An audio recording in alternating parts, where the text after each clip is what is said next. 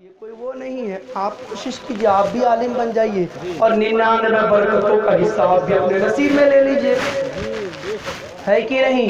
علم وہ ہے۔ اچھا، علم سیکھنے کے بعد کبھی دل میں خیال آتا ہے میں اتنا بڑا عالم ہوں، میں اتنا بڑا مفتی ہوں، میں یہ کر لوں گا وہ کر لوں گا، ہے نا؟ سرکار بغداد کی بارگاہ ہے، بولیے سبحان اللہ، اس لیے کہ ولیوں کے سردار ہیں، سرکار غوث وہ ہیں۔ اب اس کو سنیے گا، سرکار غوث کون ہے جن کا واقعہ سنانے جا رہا ہوں۔ یہ رجب المرجب کا مہینہ ہے، 22 تاریخ ہے، 27 تاریخ ہے۔ اللہ کے رسول اللہ کی ملاقات کے لیے آسمانوں کے پر جاتے ہیں، اللہ کی ملاقات کے لیے معراج کو جاتے ہیں، جہاں پر فرشتوں کے پر تھک گئے وہاں پر اللہ کے رسول جب آگے بڑھنا چاہے تو اللہ کے رسول نے دیکھا کہ ایک جوان خوبصورت کھڑا ہے اور اللہ کے رسول کے سامنے اپنی گردن کو جھکا دیا ہے۔ اللہ کے رسول نے اس جوان کی گردن پہ اپنا قدم رکھ کر کے اپنی سفر کو آگے بڑھایا، رب کی بارگاہ میں پوچھا اے میرے پروردگار یہ جوان کون ہے جس نے اپنی گردن کو تیرے نبی کے سامنے جھکا دیا؟ تو اللہ نے فرمایا اے میرے پیارے پیغمبر محمد، جس طریقے سے میں نے تمہیں سارے نبیوں کے درمیان میں سارے نبیوں کے درمیان میں تم کو سردار بنایا ہے، جو مرتبہ تمہیں میں نے انبیاء کے درمیان میں عطا کیا ہے وہی مرتبہ میں نے اس جوان کو ولیوں کے درمیان میں عطا کیا ہے۔ وہی ہے غوث اعظم۔ اور یہ بات ثابت ہو گئی جب سرکار بغداد پیدا ہوئے تو لوگوں نے دیکھا کہ سرکار غوث اعظم کی دونوں شانوں کے بیچ میں نبی کریم صلی اللہ علیہ وسلم کے پائے مبارک کا نشان چھپا ہوا ہے، اور سرکار غوث اعظم کے کاندھے پر سردار انبیاء کا قدم اور غوث کا قدم ولیوں کے سر گردنوں پر آ گیا۔ نبی کا قدم، سردار انبیاء کا قدم غوث کے کاندھے پر اور غوث کا قدم تمام ولیوں کے گردن پر۔ وہ ہے سرکار بغداد، عبادت کر رہے ہیں، ایک بادل آ گیا، دیکھا کہ بادل بڑا پرنور ہے، اس میں بہت اجالا ہے، اور بادل کہہ رہا ہے اے غوث اعظم تم نے اتنا علم سیکھ لیا ہے، میں تمہارا رب بول رہا ہوں۔ کون بول رہا ہے؟ بادل۔ بادل کیا کہہ رہا ہے کہ میں تمہارا رب بول رہا ہوں، تمہارے سارے گناہ معاف ہو گئے، تمہاری عبادتیں قبول ہو گئی، اب تمہیں عبادت کرنے کی ضرورت نہیں۔ اب سنیے وہ کون تھا؟ سرکار غوث اعظم نے پڑھا لا حول ولا قوت الا باللہ العلی العظیم۔ جیسے ہی سرکار بغداد نے لا حول کی ضرب ماری تو وہ پر نور بادل دھوئیں میں بدل کر کے غائب ہو گیا، دھوئیں میں بدل کر کے غائب ہو گیا۔ تو پتا چلا وہ بادل نہیں تھا بلکہ شیطان تھا، بادل نہیں تھا شیطان تھا۔ تو پتا چلا مفسرین نے بیان کیا ہے کہ شیطان صرف اللہ کے نبی کی صورت کو اختیار نہیں کر سکتا، باقی وہ جس طریقے سے چاہے شکل بنا کر کے آ سکتا ہے۔ کبھی حافظ کی صورت میں آ جائے گا تو کبھی مولوی بن کے آ جائے گا، کبھی مفتی بن کے آ جائے گا تو کبھی اللہ کا ولی بن کے آ جائے گا۔ کیا؟ اللہ کا ولی بن کے آ جائے گا۔ اور دیکھو سرکار بغداد کو بہکانے کے لیے نورانی بادل بن کے بول رہا ہے کہ میں تمہارا خدا بول رہا ہوں، معاذ اللہ رب العالمین، ہے نا؟ شیطان کو اللہ نے وہ طاقت دی ہے کہ اللہ کے نبی محمد رسول اللہ صلی اللہ علیہ وسلم کی صورت میں نہیں آ سکتا، باقی سب کی صورت میں آ سکتا ہے۔ تو جب سرکار بغداد کی بارگاہ میں وہ آیا اور آ کر کے کہنے لگا اے غوث اعظم، اے عبد القادر جیلانی، میں تمہارا خدا بول رہا ہوں، تمہیں عبادت کرنے کی ضرورت نہیں ہے۔ اتنا سننا تھا، سرکار بغداد نے لا حول کا ہتھوڑا مارا، وہ دھوئیں میں غائب ہو گیا، اور غائب ہو کر کے کہنے لگا اے عبد القادر تمہیں آج تمہارے علم نے بچا لیا ہے۔ کیا کہا؟ بولیے کیا کہا؟ تمہیں تمہارے علم نے بچا لیا ہے۔ سرکار بغداد فرماتے ہیں اے ابلیس سن، تو مجھے اب بھی بہکانا چاہتا ہے، ارے اگر علم نے بچایا ہوتا تو تجھے تیرے علم نے بچا لیا ہوتا، اس لیے کہ تو ابلیس بھی بہت بڑا عالم ہے، بہت بڑا فاضل ہے، بہت بڑا متقی ہے، بہت بڑا مفتی ہے، اگر علم نے یہ بچایا ہوتا تو بھی آج ابلیس نہیں بلکہ اللہ کی بارگاہ کا مقرب فرشتہ ہی رہتا۔ علم نے بچایا ہوتا تو ابلیس باغی کر کے مجھے بہکانے نہیں آتا، تو سن مجھے میرے علم نے نہیں بچایا ہے بلکہ مجھے میرے اللہ علیم نے بچایا ہے، مجھے میرے علم نے نہیں بچایا ہے، مجھے میرے خدا میرے اللہ علیم نے بچایا ہے، علم نے نہیں بلکہ علیم نے بچایا ہے۔ اللہ اکبر۔ سرکار بغداد یہاں سے پیغام دیتے ہیں، علم کے زور پر کوئی نہیں بچتا۔ کوئی اگر کہے کہ میں علم کی بنیاد پر بچ جاؤں گا تو بھول جاؤ۔ آج اس دنیا کے اندر ایسے ایسے عالم پڑے ہیں کہ اگر دیکھا جائے تو علم کا پہاڑ ہے۔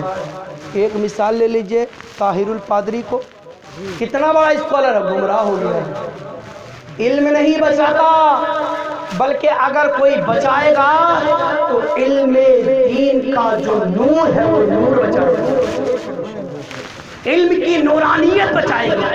اور علم کی نورانیت کیا ہے؟ علم پر عمل، یوں کہیے کہ سرکار کی سنتوں پر عمل، سرکار کی سنتوں پر عمل۔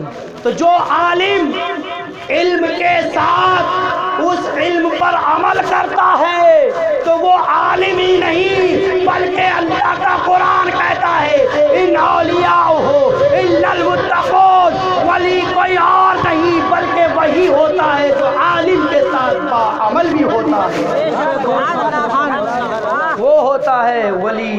اچھا بات آ گئی تو منطق کا ایک جزیہ پیش کر دیتا ہوں نا۔ قرآن یہ بات سمجھنے کی ہے، تھوڑا سیریسلی میں سمجھیے۔ ایک جگہ قرآن کہتا ہے الا ان اولیاء اللہ لا خوف علیہم ولا هم یحزنون، اللہ کے ولیوں کو کوئی خوف نہیں، کوئی رنج نہیں۔ تو یہ خوف کون سا ہے؟ یہ کون سا خوف ہے؟ اس کو بولتے ہیں خشیت۔ اور دوسری جگہ جس کو میں نے موضوع سخن بنایا، اللہ فرماتا ہے انما یخشی اللہ من عبادہ العلماء، اللہ سے ڈرنے والے صرف علماء ہی ہیں۔ تو اس آیت سے پتہ چلا کہ علماء اہل خشیت ہیں۔ کیا محسوس ہے؟ علماء اہل خشیت ہیں، یعنی اللہ سے ڈرنے والے ہیں۔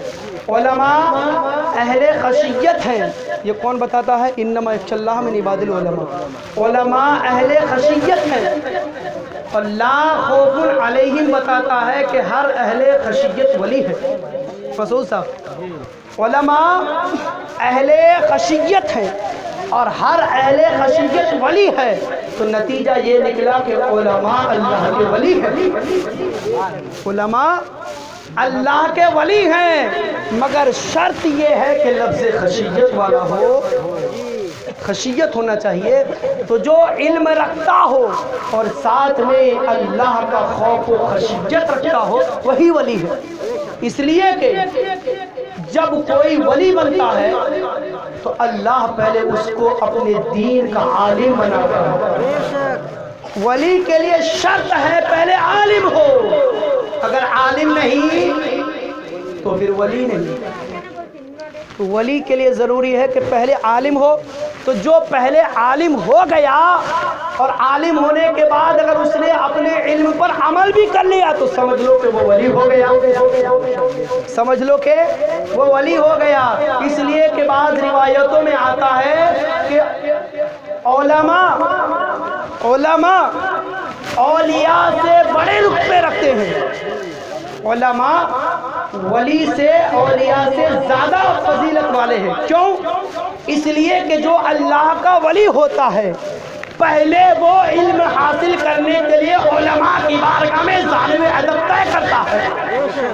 تو پتہ چلا عالم بحیثیت عالم وہ سردار ہوا، اور چونکہ وہ عالم بننے کے بعد پھر اپنے علم پر عمل کر کے اللہ کا ولی ہو گیا، تو پتہ چلا اگر وہ عالم بھی ہے اور علم پر عمل بھی ہے تو وہ سردار ہو گیا۔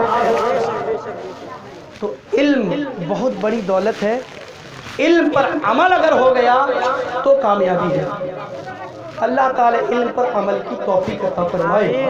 میں ایک حدیث سنا کر کے اپنی تقریر ختم کرتا ہوں نا۔ اللہ کے رسول فرماتے ہیں کہ جو بچہ علم دین سیکھنے کے لیے اپنے گھر سے نکلتا ہے، نہیں جو جانا چاہے وہ جا سکتے ہیں، ایسی کوئی بات نہیں ہے، یہ محفل وہ نہیں ہے بھائی، بس ہو گئی تقریر، ایک حدیث سنا اس وقت ختم۔ یہ تو قسمت والوں کی بات ہوتی ہے جو اسے محفل میں بیٹھنے ہیں، اور اگر دور سے آئے ہیں تو السلام علیکم کہہ کے آپ جا سکتے ہیں۔ یہ حدیث آخری ہے نا۔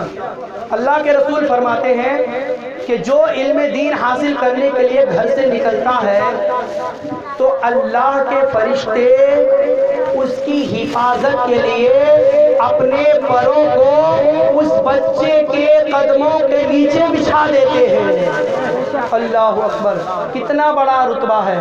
اب اس کو سمجھیے، ایک بچہ اگر اسکول میں پڑھتا ہے، بیگ پیچھے لٹکاتا ہے، گاڑی روڈ پہ کھڑی ہوتی ہے، وہ چاہتا ہے اسکول گاڑی میں چڑھا اور گھر چلا گیا، یہی ہوتا ہے نا، تو اس کا بستہ اس کی پیٹھ کے پیچھے اور جا رہا ہے کس پر؟ بس میں یا ٹیمپو میں بیٹھ کر کے۔